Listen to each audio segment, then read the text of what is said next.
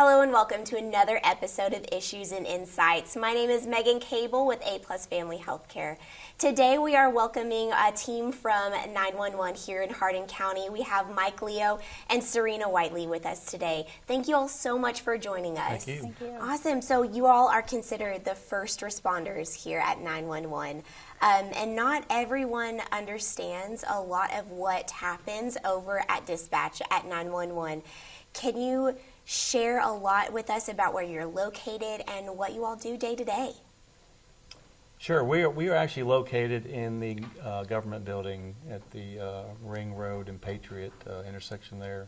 We're actually located in the basement purposely in case storms happen and the building gets damaged. We can still operate and maintain those services to the county. But we are a consolidated dispatch center. We take all 911 calls for the county, and we dispatch for multiple agencies, police departments, EMS, fire, every day. So you all are that first line of defense of making sure that people are taken care of and stay calm and know that help is on the way. So what goes into your jobs and what does it take to serve this county? Well, we first get the call that comes in, so you call 911, it comes into us, you'll get a dispatcher, and they will start asking you questions, and our primary question is always where, so that we can send somebody to you. So you'll usually hear that first. And then we'll follow that up with a line of questioning that lets us know what kind of emergency you're having. And then simultaneously, as we're getting this information, the responders are being sent to you. So I know a lot of people think there's some kind of gap between there. This is happening all at the same time because we run different dispatchers are on phones, but they're also on radio channels. And as we're getting this information from whoever has an emergency, the dispatcher on that channel is automatically getting help to them. So yes, we're still continuing to ask questions about what's going on, but emergency services are already on their way to you. And we make sure that we make that as little time as possible from the time of the call to the dispatch of the responder. So to be able to work with your team, you have to be a strong multitasker. Oh, yeah. Right? You have to be able to communicate with the person who's on the phone with you while you're also working in your system, making sure that people are getting dispatched to know exactly what team even. So whether it is police or fire or ambulance, right? Yes. You have to know exactly who to contact immediately. Yeah, we're orchestrating with one another, whether that means just one agency is responding or a lot of times we're dispatching multiple agencies to one thing. So say, for instance, like a car accident that has injuries, we're also sending EMS, police, fire, all of those agencies at the same time, and sometimes even more than that. If it's a really bad accident, we may be also calling for air medical to land a helicopter. So, and again, we're still asking questions because we want as much information as we can for our responders. It helps them prepare for when they get on scene. So I know, like, a lot of times we get, well, you're asking so many questions, because it really does help not only us know what we're doing and who we're orchestrating, but our responders to know before they even get on scene what's going on. They're already preparing in their vehicles as well for when they get on scene to start administering whatever services that are needed. Yeah. So I'm sure that those phone calls can often be a very high stress moment. So as a first responder on that 911 call, what do you do to stay calm? Like, how are you able to keep it together during that call? We are so trained. We get amazing training to know, like, we practice so much prior to going live with our employees or our workers, and a lot of times you think that you're not, and you'll like go back and listen or something and you'll be perfectly calm, because if we can bring down our caller, because a lot of times people are calling us for something very stressful or traumatic or whatever. If we can bring them down, it helps them to answer our questions for us, but it also kind of soothes them to know that, hey, we are coming to you. Yes. And you are going to get the help that you need. You're not alone now, yes. and you will not be alone very soon. Yes. Which it just helps everybody out, and we get the information that we need. So you kind of go into autopilot a little bit with your emotions, because we do get some of the worst calls. Yeah. So you try and maintain that calm the entire time for not only the callers, but also your responders. They feed off of your energy too. Yeah. So you have to stay calm for them, because they may hear something that they're automatically going to get their adrenaline pumping, and they hear our voice being very calm, and that brings them down as well. Yes, you're that intermediary, and you're making sure that there is calm and peace on both ends so that everybody can be taken care of, right? Yeah, because as long as if we're staying calm, it's running like the well-oiled machine that it's supposed to run like. Yeah. So talking about some of these different characteristics of staying calm on the call, being able to multitask and to talk to 2 different agencies, 3 different agencies all at one time, that's a lot to take on. So if you're looking for a job and if you have those types of abilities, do you all have job opportunities right now? We do. We consistently and constantly are hiring talented people. And always accepting applications because we never know when there's a current vacancies. We do have a few current vacancies now that we need to attempt to find some candidates to fill, but the process is lengthy just to get in the door. It takes about 2 months to get people in the door. There's a lot of background stuff that goes on in order to find the perfect candidates that can handle the job, because the job can kind of redefine you as a person. You're dealing with everything that goes on in the public on an emergency aspect, helping people, whatnot. So it can, if you're not used to being in that environment, if you didn't grow up in the military or public safety environment, it's a big step to jump into it, because it kind of redefines your character.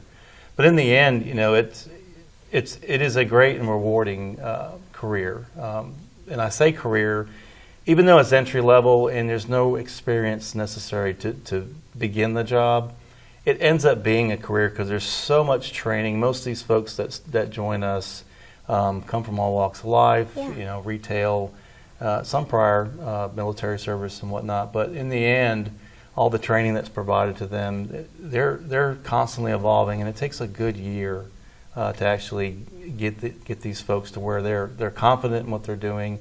They do it blindfolded, and it's rewarding to them. So yeah, we are constantly looking for people. If you are interested in applying for the Hardin County 911 Center, simply go to hcky.org on the government webpage and go under the Human Resources Department page, and the applications are right there to be filled out, and they get submitted to us directly to review. Wonderful. And what different types of positions are there within 911? So the 911 itself, entry-level positions is telecommunicators. And we say telecommunicators because you are a call handler and also a dispatcher. So you're trained to do both. Similar agencies, bigger agencies like Louisville Metro, they do hybrids where it's strictly call takers. They'll hire call takers and they hire dispatchers. It's split. Here in our center, everybody at entry level does both, and they're trained to do both. And they're assigned to do both pretty much daily.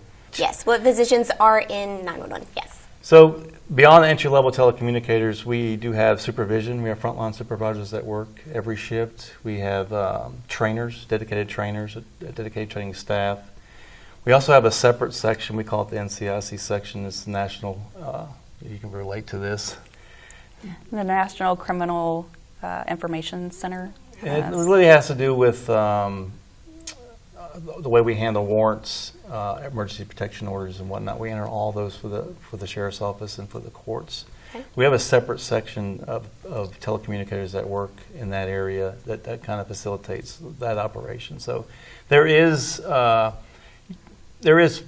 areas to move around in. There's areas to move up into, leadership positions, and so there's not just you're just stuck in being a telecommunicator for 20-some years, but yeah, there's mobility and ability to move around.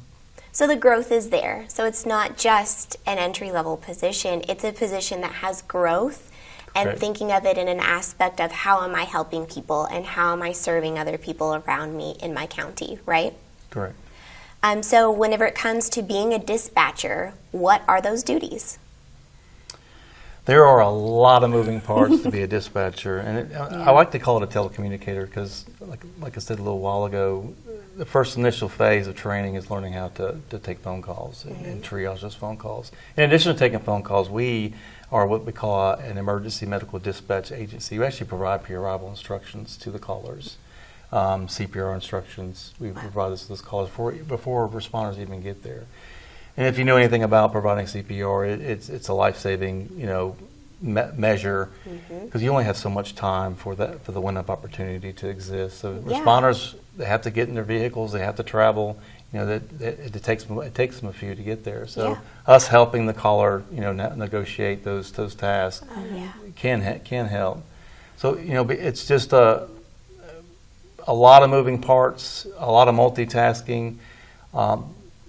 We dispatch for multiple agencies, not just police, fire, and EMS. You also have the coroner's office, animal control, code enforcement. There's a lot of other agencies that we provide service to for the county. So all those moving parts too, those individuals have to learn it, and they're trained to learn them all, not just isolate on one specific thing. So after that year comes around, they've been doing it and they've learned it all. They're able to kind of like break up the monotony of coming into work doing the same thing every day. Yeah. One day you'll be call taking, another day you come in dispatching for EMS, the Gotcha. following day you may dispatch for fire. So it kind of helps continue to keep the job flow and keep it alive, right? That's Yeah. most people want employment. They want to always feel alive at work. They want a quality place. Yes. That's kind of the role there. And you've mentioned training specialist as some of your job titles that you have. So to me, that says that you have frequent training. So once you come into this position, you don't just get new person training or training one time. You are frequently trained and retrained to make sure that you're able to handle everything, right? That's correct. We do have a full-time training staff. Currently consists of 2 individuals, and that's all they're doing. They're always training. On occasion, we do utilize them to backfill center positions for sometimes people vacations and people call out, but 99% of the time, that's all they're doing. And there's somebody always training at the center, whether it's a new employee or someone that's been trying to build up on their skill set and additional training. So yeah, there's always training elements going on there. And what are those training elements that you all include for each dispatcher? Like entry-level dispatchers are trained on all the disciplines of call taking, all the disciplines on dispatching. In addition, they're trained on how to utilize the NCIC stuff, terminals, how to enter paperwork, how to provide EMD instructions to callers, how to properly negotiate with certain types of callers. Some people are hysterical when they call you, so we train them how to de-escalate those situations. And in the end, they have an objective to get certain key elements of information in order to provide them the service. So there's a lot of different things that they're trained on how to do. Wonderful.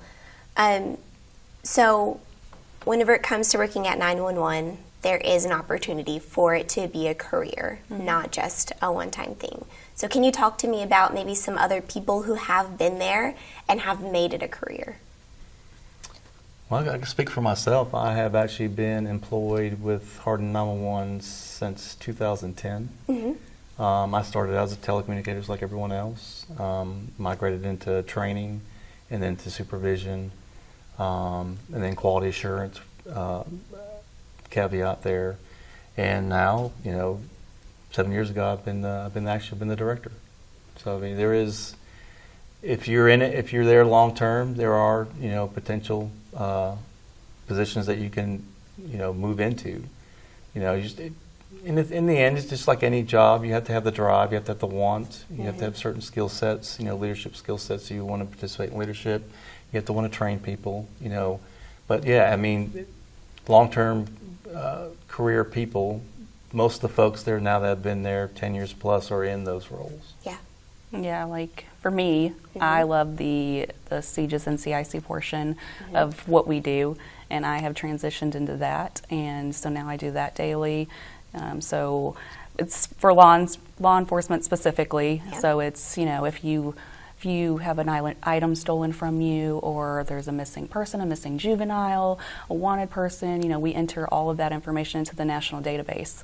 And we keep up with those files and communicate with the other states and agencies, whether that's local or, like I said, in another state, and make sure that we kind of orchestrate like what's going on with those things.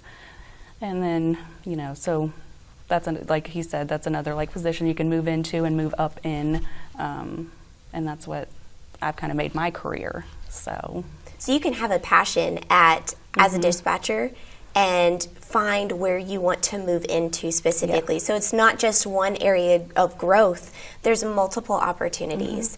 What are the benefits of just becoming a career within this sector? It's very fulfilling to know that you serve your community.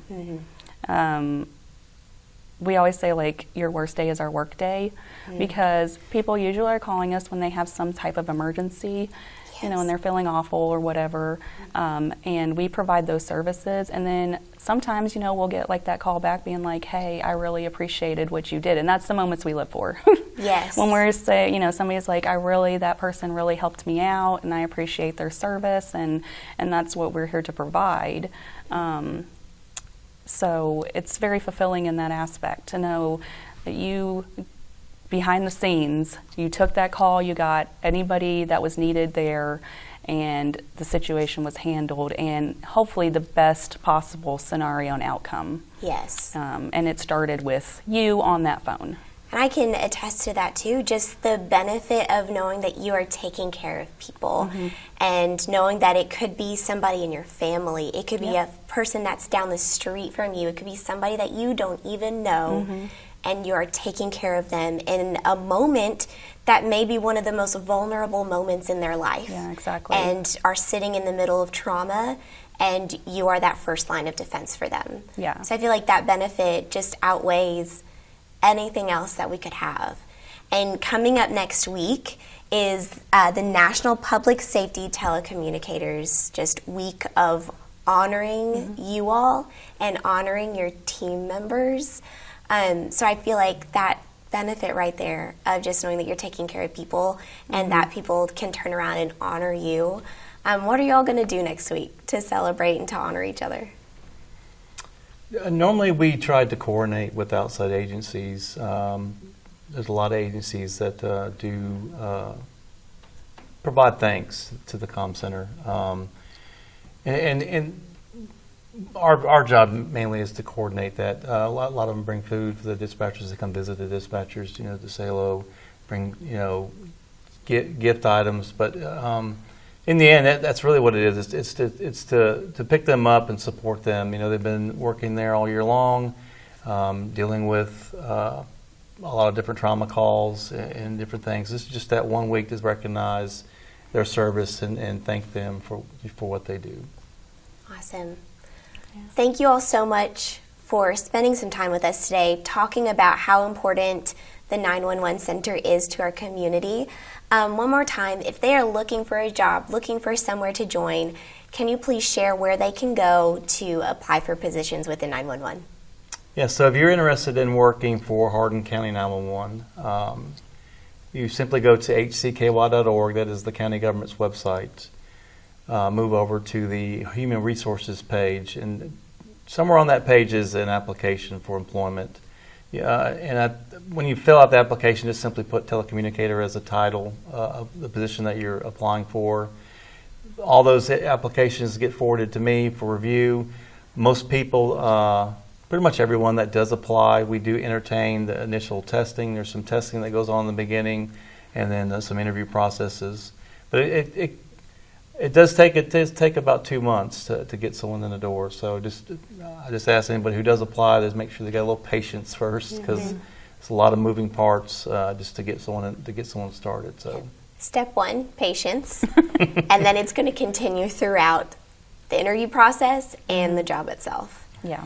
Thank you all so much for what you do for Hardin County, for what you do for your team, and how you encourage and lift up and support people. Serena, Mike, thank you so much for joining us. Thank you. Y'all, thank you for joining us today for Issues and Insights. We'll see you next time.